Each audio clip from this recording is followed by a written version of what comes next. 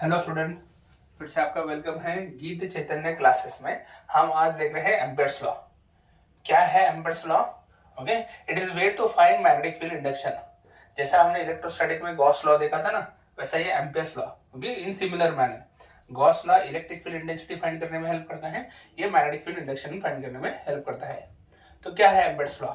Okay, ये है line integral. Okay, वो तो सिर्फ लाइन पे इंटीग्रेट करेगा। सो लाइन इंटीग्रल, ओके, ये सिंबल किसका है? Line integral. किसका लाइन इंटीग्रल करना है? मैग्नेटिक फील्ड इंडक्शन का। Line integral of magnetic field induction कहां पे? Over a close loop. जो क्लोज लूप है इसके ऊपर भी लाइन इंटीग्रेट करना है मैग्नेटिक फील्ड इंडक्शन का। और वो कहां है close loop? In free space. So the line integral of magnetic field induction over a close loop in free space, ये किसको इक्वल रहता है? ये समझे ना, ये वाला है line integral of magnetic field induction over a close loop. ये किसको इक्वल है? Permeability of free space.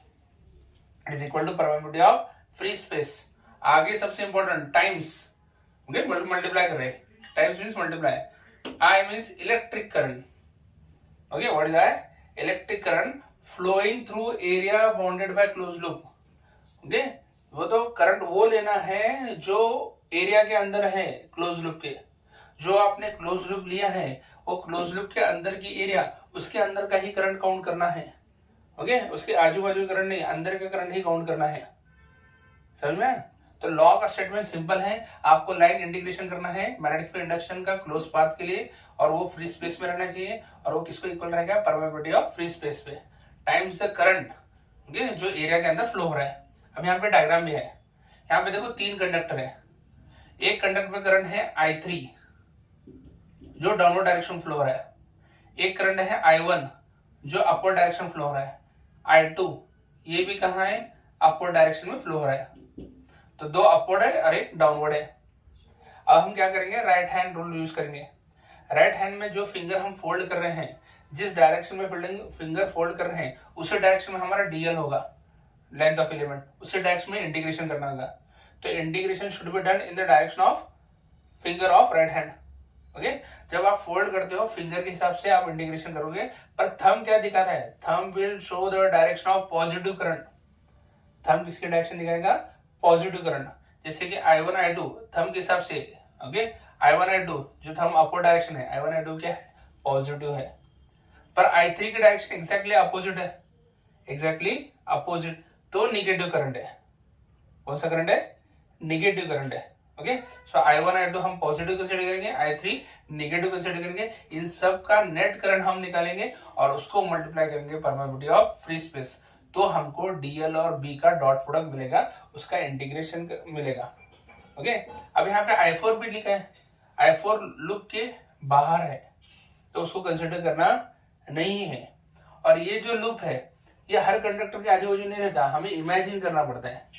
So the imaginary loop surrounding the conductor, imaginary loop surrounding the conductor is called as ampere loop. So ampere loop का definition क्या है? It is a imaginary closed loop, imaginary closed loop surrounding the conductor, surrounding the conductor, and also divided by number of elements whose length will be dl. ampere loop को आप divide कर सकते हो number of element में, okay, और उसका length कितना ले सकते हो? dl। तो b की डायरेक्शन dl की, हर एक एलिमेंट dl की, और b की डायरेक्शन सेम आने वाली नहीं, तो हर एक का डॉट प्रोडक्ट लेना है, ऐड करते जाना है। अभी एडिशन कंटिन्यूस है और एडिशन सिर्फ वो लूप पे करना है, इसलिए हमने लिया है लाइन इंटीग्रल। ओके, समझ में आ रहा है? अब यहाँ पे देखो ये फॉर्मूला क्या होगा? Line integral b dot dl equal to mu naught. अब यहाँ पे नेट करंट लिखता हूं मैं, I net, net current. Okay, अब ये डॉट प्रोडक्ट है, आपको मालूम है कौन सा थीटा आता है? Cos theta. कौन सा थीटा आएगा? Cos theta. और यहाँ पे आई नेट में अब राइट हैंड रूल के हिसाब से जो थंब है वो पॉजिटिव करंट की डायरेक्शन दिखाएगा, I1 I2, और जो अपोजिट है वो नेगेटिव करंट है। तो यहाँ क्या आएगा? I1 plus I2 and minus I3। Okay, यहाँ पे I4 कंसिडर करने की जरूरत नहीं है। So this is simple Ampere's law. अब एक एप्लीकेशन देखेंगे हम एम्पेयर्स लॉ का।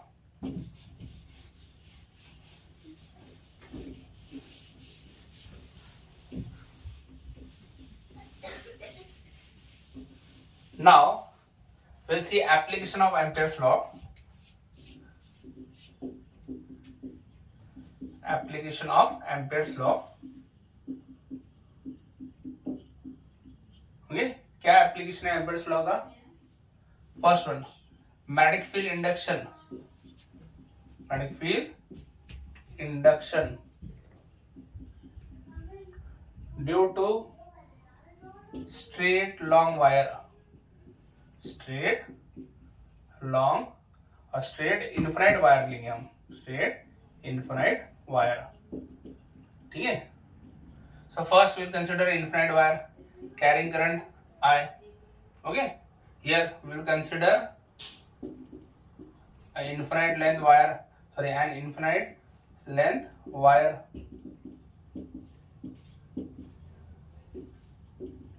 carrying current. कितना कैरी कर रहा है करंट? I. ओके, अब यहाँ पे हम कंसिडर करेंगे एक circular loop with the conductor at the centre. ये जो सर्कुलर लूप है, ओके, उसके हिसाब से कंडक्टर कहाँ है? सेंटर पे. ओके, और इसका जो डिस्टेंस है वो रेडियस रहेगा. Okay, here consider an ampere loop. Consider a circular loop as ampere loop. As क्या है? Amperian loop. And conductor at the center. Conductor passing through center.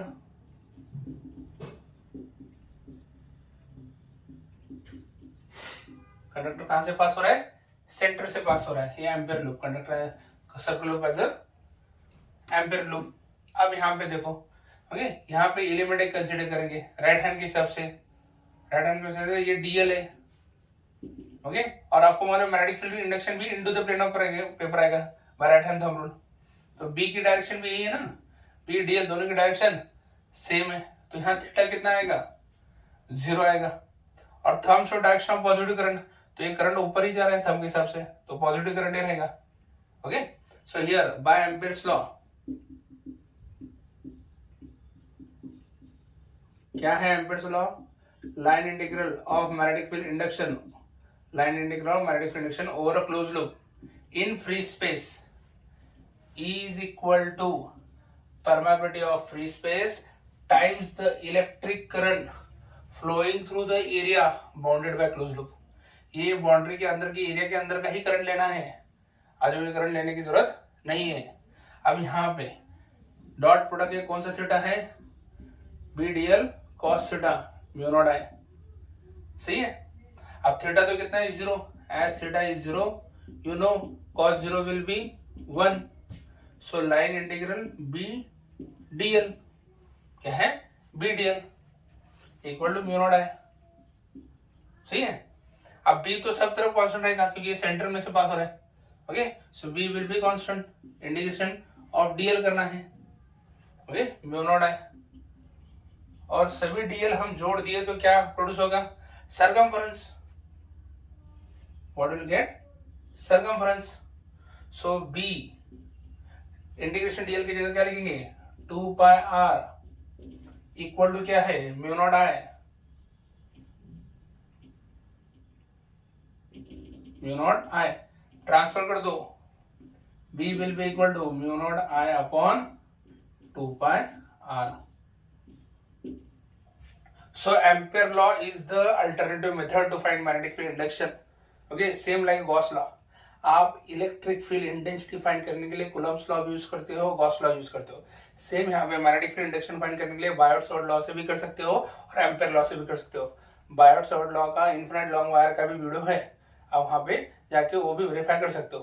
Okay, so this was simple application of Ampere's law. Thank you.